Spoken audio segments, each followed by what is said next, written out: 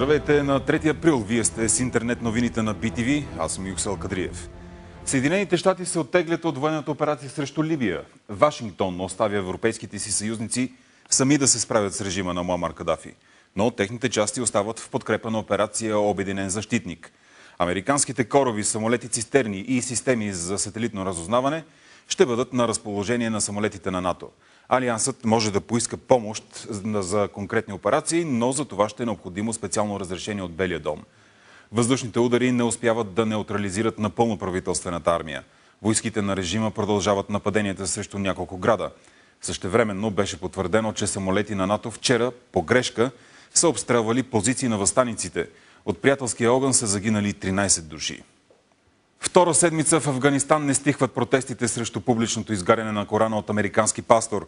Един човек загина и още 16 бяха ранени при днешния протест в Кандахар.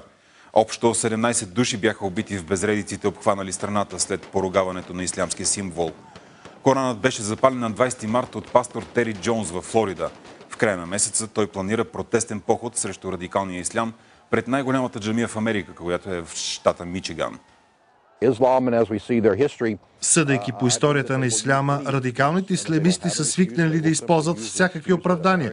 А ако нямат оправдания, те чисто и просто напомнят, че Америка е в Афганистан, че Америка е окупатор и в други ислямски страни и трябва да се махне. У нас Българската православна църква канонизира баташките и новоселските мъченици, избити по време на априлското въстание.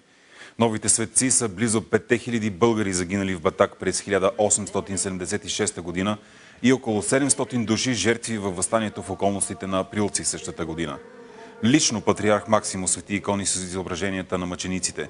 Това е първата канонизация, извършвана от Българската православна църква от 46 години насам.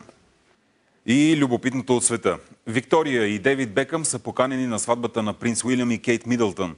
Тържеството е насрочено за 29 април. На сватбата са поканени 1900 души. Вече е избрана и арфистката, която ще свири на кралския прием, даван от кралица Елизабет II. Клеър Джонс е официалният музикант на бащата на младоженеца, принцът на Уелс, Чарлз. Самата Джонс е от Уелс, а арфата е национален инструмент на уелския народ.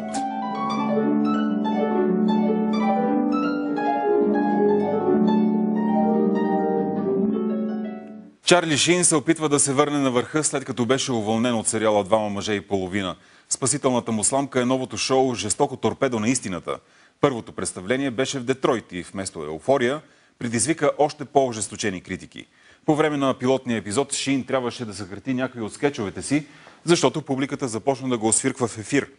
Доскоро той беше един от най-добре платените телевизионни актьори на Америка, но преди месец беше скандално уволнен за разхайтения си начин на живот и употреба на наркотици. Шин има договор за още 22 епизода. Ако си мисли, че прави шоу, по-добре да намери някой да му помага, докато е време.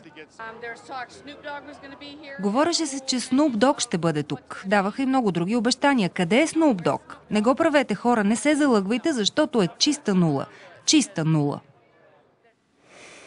Това е по-важното до този час на деня. Не пропускайте и централните новини по BTV. Денят в развитие може да следите в рубриката новини на сайта. Успешен ден!